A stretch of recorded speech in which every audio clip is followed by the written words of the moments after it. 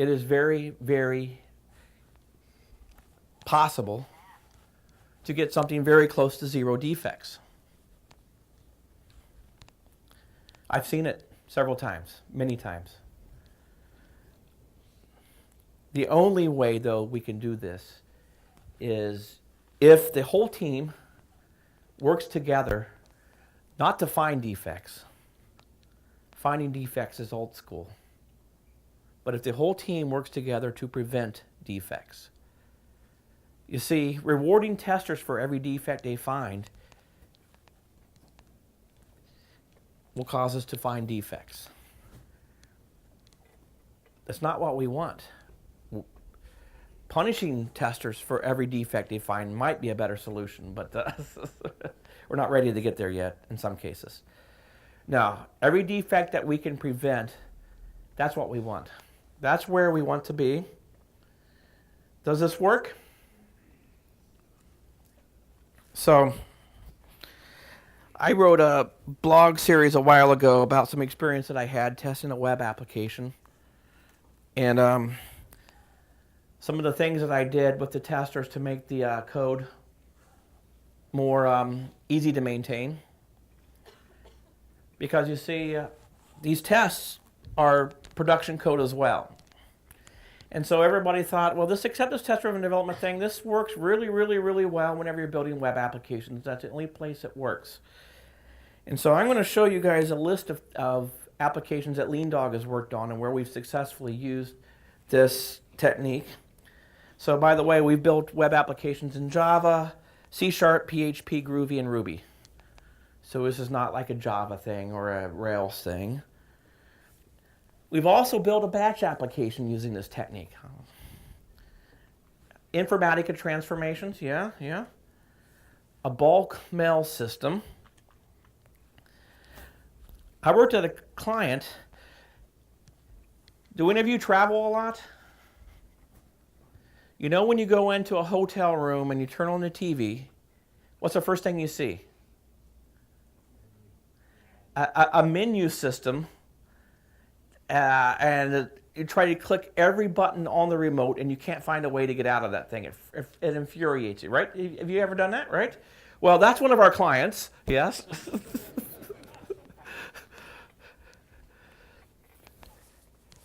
They actually have components that are inside of the TV, and they have servers that run in the basement of the hotels, and they serve up those movies that you can order. They're actually setting down in the basement. And yes, we use Cucumber to drive that system as well. Some new functionality in there. Menu navigation. COBOL.net. I know that one of our clients now is starting to do some COBOL.net, and they're trying to do that. I think maybe, are any of you on that team, on that project? No? The system that I'm on right now is the most interesting system. So I'm working for a company that has a piece of software that does telephone routing and queuing and callbacks. And basically what it does is you call the cable company to order cable, and you get put in a queue, and it says, you now have 45 minutes before someone's going to talk to you. And you get to listen to the pretty music, right? Right? Soothing music. Well, their system plugs into that and says, you've got 45 minutes. Do you want to stay on the line, or do you want us to call you back?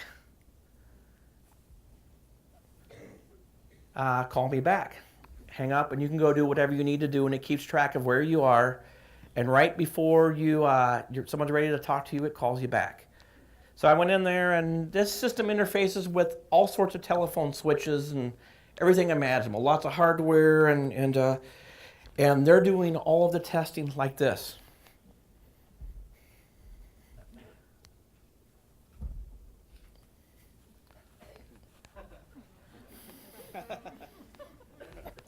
Yes!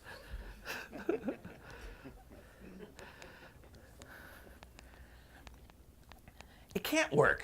We can't automate this. This is a phone system. How can you automate a phone system? Besides, it takes a half a day to set up the hardware in the lab to do a set of tests. So, needless to say, we're doing it. We've got Qux, I think about 87 or 88 features now defined that run through this system. And so does it work? Yes, it does work. And it works really well. And it was fun. I'm going to blog about that soon. Oh, iPhone application.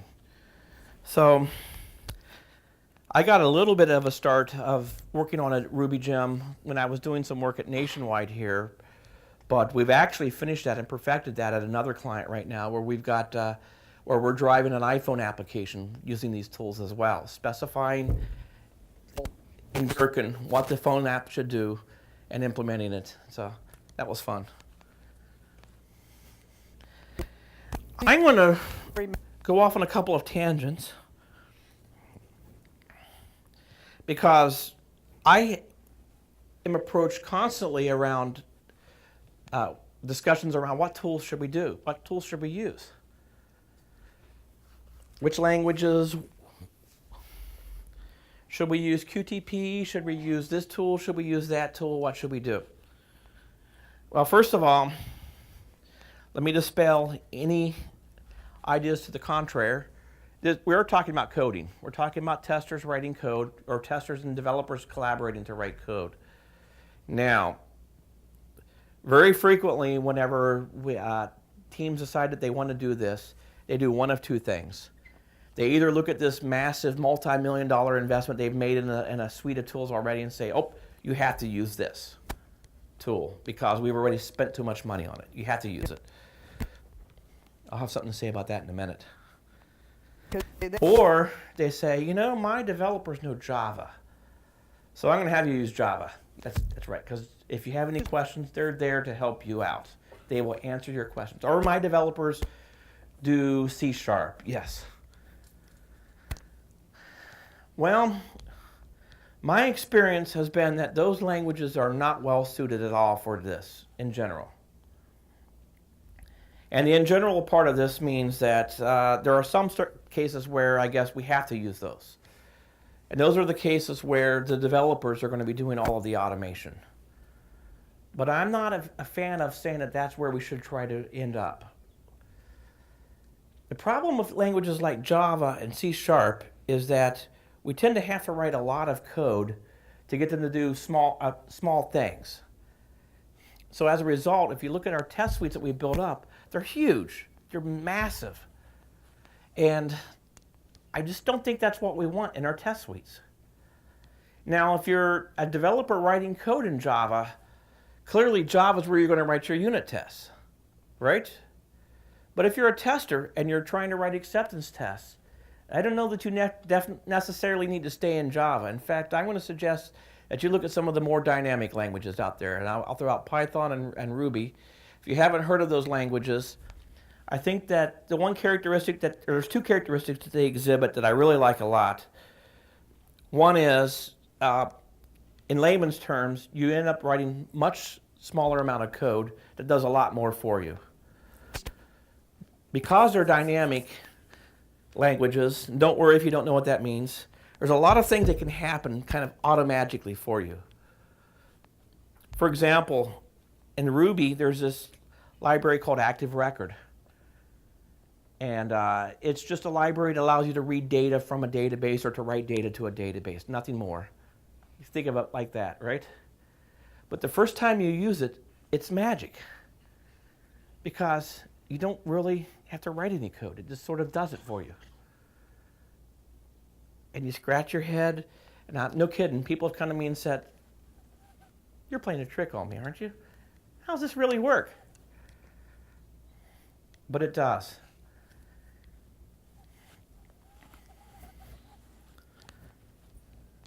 I would say if you're getting started on this, those would be the languages that I would want to look at. Don't fall into the trap of this whole record playback idea that's out there, because you will fail. You always do.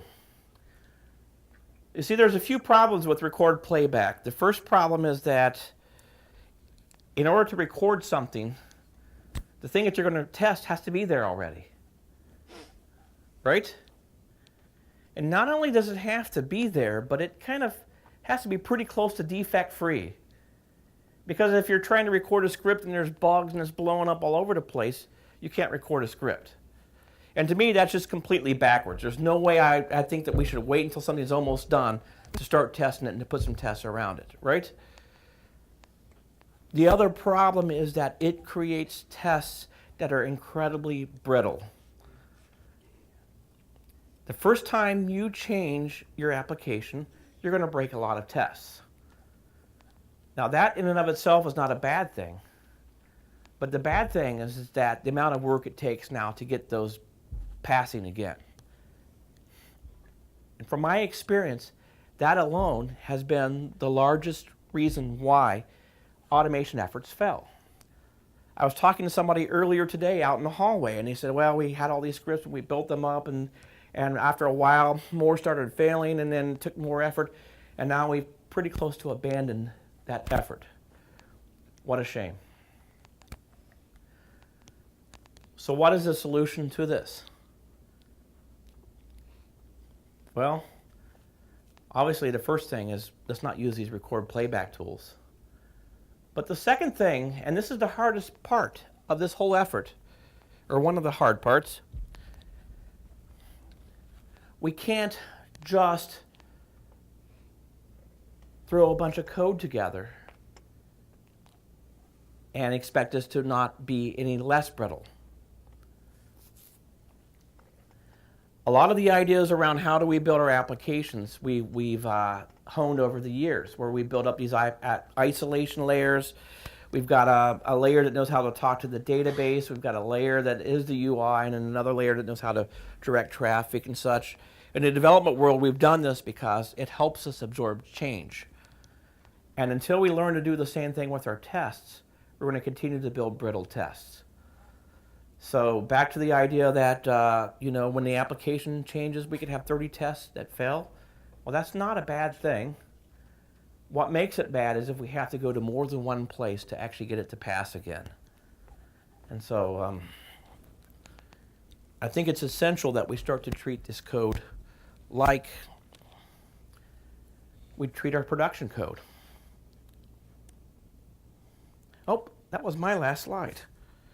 It looks like I've got 15 minutes, and I'd love to answer any questions that you might have about this. Yes?